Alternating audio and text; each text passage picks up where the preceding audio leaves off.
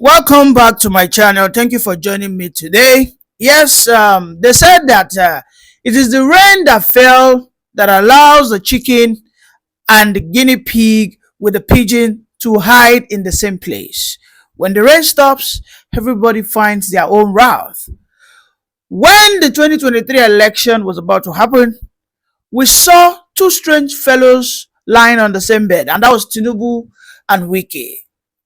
To my surprise, in just less than 2 years, there is a very wide train passing through them already.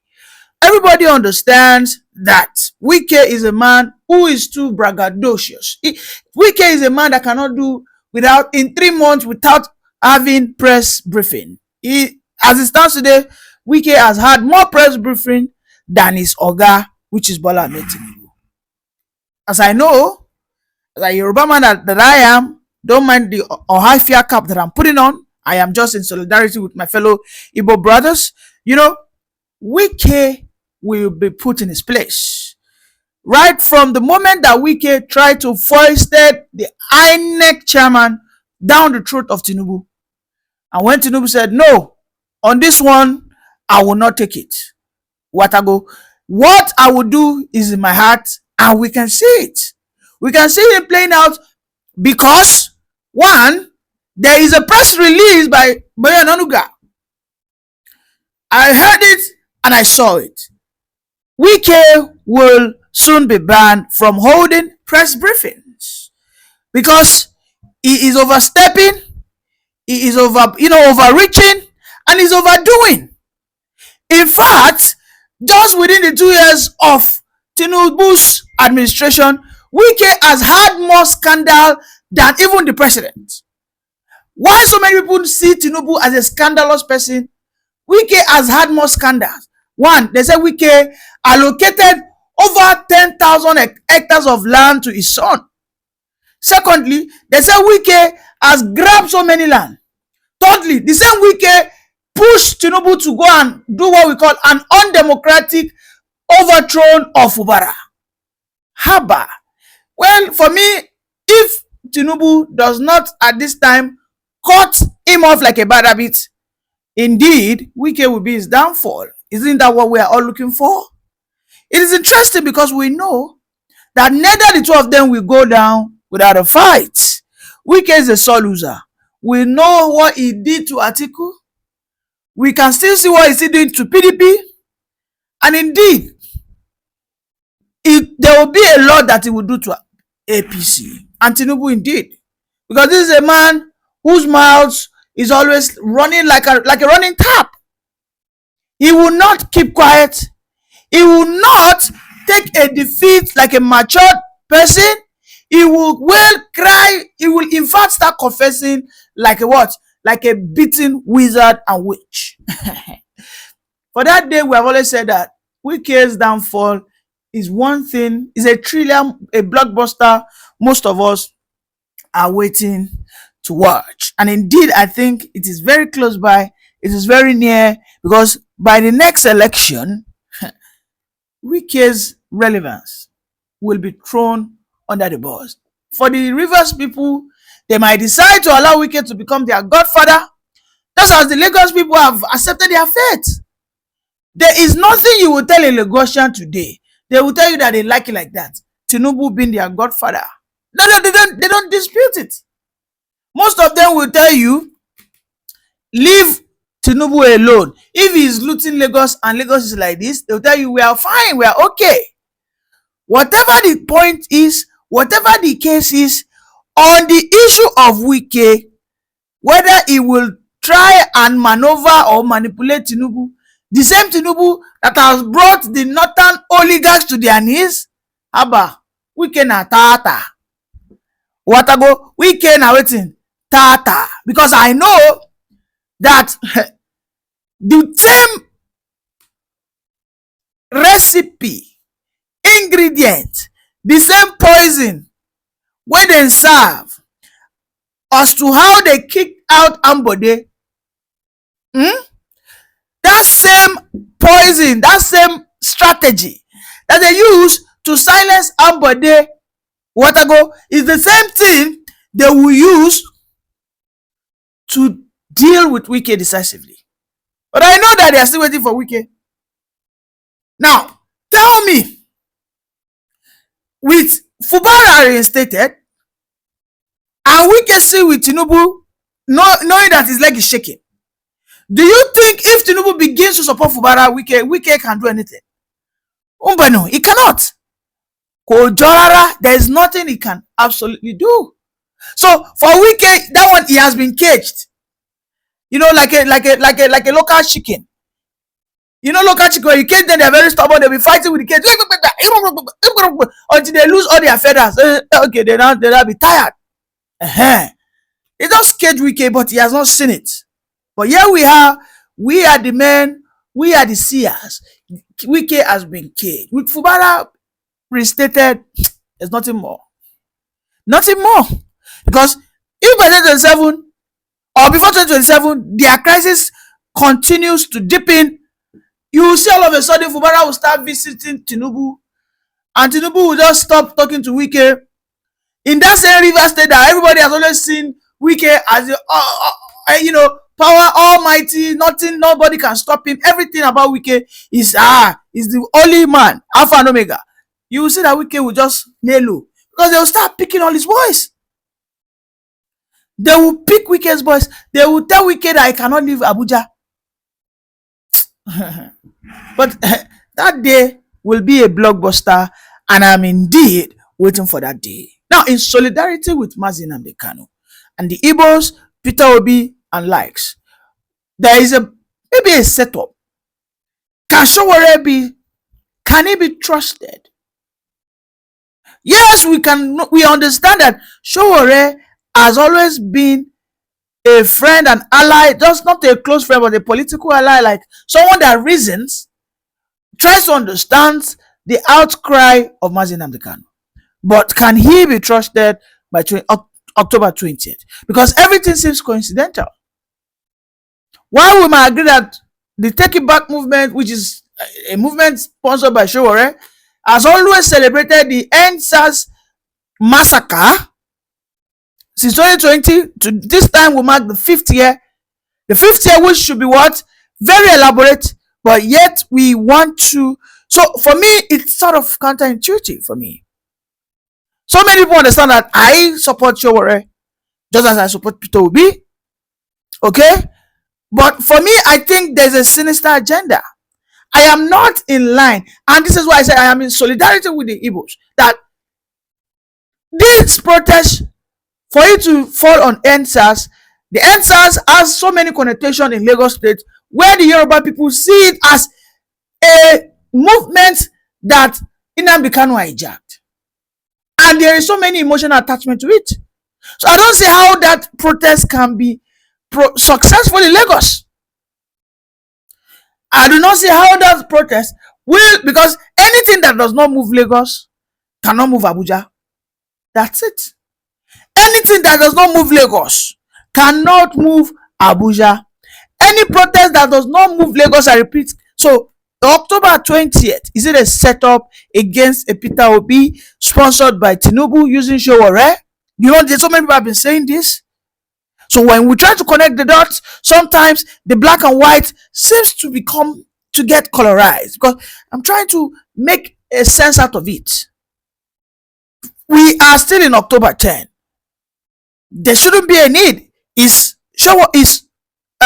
man Nnamdi Kanu, is his case coming up on October 20th? So we have to understand that this issue of Obi's popularity, this issue of using all manners of schemes, okay, to deal with the oppositions, can be orchestrated by Bola Ahmed Tinubu. Yes, there's one thing that nobody should take away from the Yorubas. The Yorubas are good when it comes to political machinations. That's it. When you talk about the Nigerian political, space, ecosystem, the Yorubas are very, very, very, very trickish, cunning, and very smart and strategic. The Yorubas they can act what we call two can play the game. The Yorubas can come in and play politics of two-edged swords. Yes, those that mad the Yoruba when it comes to politics of, treachery, politics of deception, because politics is not fair. And for my Yoruba brothers, I am not in any way trying to denigrate my own tribe. No, I am simply saying that Nigerian politics, Yoruba politics, over the years has always been about this. Was that not why Afonja betrayed their laughing, went to call on Alimi, and we saw what happened at the end of the day? What the North will do is the North use us desperation. That's their own strategy. The North will come and listen. They will watch, pay attention. They have their own, very selfish interests, but they will just look at you. You need their help. You need their help. So when you seek for the help of the North, they don't always do it for God. They do it for a greater interest to serve themselves. That is who the North are. But for the Yorubas have a means to, like, okay, they will plot so many things out. If I use this guy, they won't see me coming. So they play what we call the politics of invisibility. Okay? Nobody knows what is going to happen October 20th. But for some of us who are out there, who has had the opportunity to support Peter Obi, to show still have sentiment for them. Some of us have, even in the past, supported Tinubu. Some of us in the past have supported Jonathan. Looking at what is going on, for me, it is more like, be careful. As an Igbo man, be very careful. While we might want Nnamdi Kanu to come out, you have to be careful. Yes. Because if the emotional, rush happens on October 20th, please, how are we going to sort it out? Emotional rush whereby we are on the campaign ground or on the protest ground and there's a gunshot. Are we just going to go home? So, you see, so many crises lies ahead of us. And as a people, what I'm seeing is Tinubu is winning, unfortunately, because the oppositions, for me, in so many times look as if they are working for him. The oppositions, for me, looks like they're working for him because their docility, their lack of courage, their lack of political witness to be able to maneuver the schemes, the traps, the booby traps Tinubu has laid down. For me, shows they are not just incompetent, but they are simply complicit and working for Bola Ahmed Tinubu. And this is why I keep saying, we the Nigerian people, it is only when we decide to work together. Today, when a Yoruba man decides to wear the Ohafia cap, when the Igbo man decides to wear the what? The normal Yoruba cap, when the Hausa man decides to wear the Ohafia cap back, that is when only we can decide to defeat the structures. Because for as long as we are divided, the Yoruba man finds it difficult to wear the Ohafia cap. The Hausa man finds it difficult to wear the Yoruba cap. The Igbo man finds it difficult to wear the Yoruba cap. The common men, they do not agree for a common purpose and will continue to remain as we are. And the likes of Wike, Tinubu, and the good men out there who are not ready, to fight, will always end up crying and will continue to have our lives and our economy in doldrums, unfortunately. Please, if you're not joining, can you like, subscribe, and share? Bye for now. Thank you and welcome back, my dear subscribers and reviewers. What we have is very interesting. One, Tinubu's government, shall I say, Tinubu wants to meet with President Trump. They want to simply go and beg him that, Oga, please, don't sanction Nigeria over this current propaganda or campaign against Christian genocide in Nigeria. But what Tinubu must understand is, there is only one person that can stop Americans from sanctioning Nigeria. It is not the North, it is not the South, it is just one person, and that person are the Nigerian Christian people. We are left to either decide our fate. Do we want to continue to live in denial, or we want things to happen. I mean, I saw a video of Akpabio. Akpabio was saying that we should not allow Trump sanction Nigeria. That is scared because sanction will bring in poverty. And he knows that when poverty happens, the Nigerian people might get angry and they will come after his neck. I'll show the video. In another news, we already see Wike now. Wike now, Tinubu has captured him. Tinubu has captured Wike because we know that every time there is an election coming up, Wike wants to be in control. Wike was in control of River State. And that was why he was able to manipulate the beavers. He used that to somehow deliver votes for Tinubu. That's it. But as it stands today, Tinubu has gotten to that junction that you have exhausted your own purposefulness, usefulness, and might have to delete you in the coming weeks or in coming years. And what we have on the social media is Wike is angry. He and Tinubu are not in, the father and son, or should I say the senior brother and junior brother camaraderie they usually have. Simply because Wike was shown the Lagos politics and logic. Tinubu told him, I will not accept your INEC chairman preference. I will not. This one that I want to choose will be my own selection by me, my own total decision. And that was what happened. Alright, that was what happened. And today now we can see, we've always said that Wike will use, Tinubu will use Wike, and just right before us, Wike will try to come and cry out and play sentiment with the Nigerian people that, despite how he helped Tinubu, this is how Tinubu will break his heart, will stab him at the back. I am waiting for that time. I am simply waiting for that time. And when I make a content about it, I pray, please, if you know you will be supporting Wike, don't comment on that channel, on that program, please. Now, going back to the issue of Tinubu and Trump, on this issue of Christians being killed, being pied. I mean, an example is what is going on with Kanu. He's a Christian, he's a Southerner.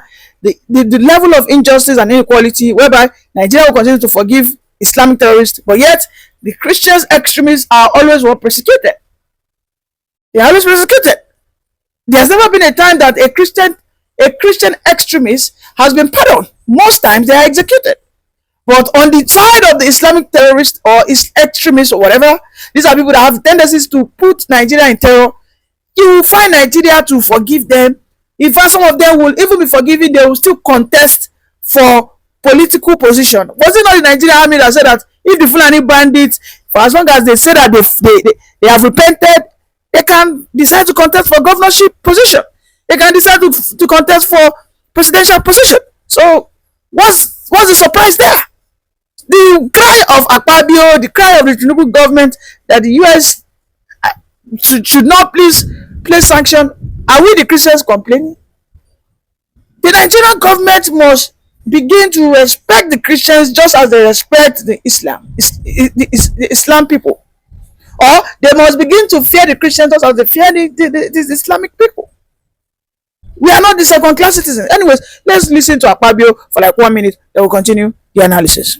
So Nigeria has complex security situations, and we should actually go out there and educate people, because the moment they bring sanctions will breed poverty. Poverty knows no religion. All right, welcome back. I hope you watched that. Let's analyze this.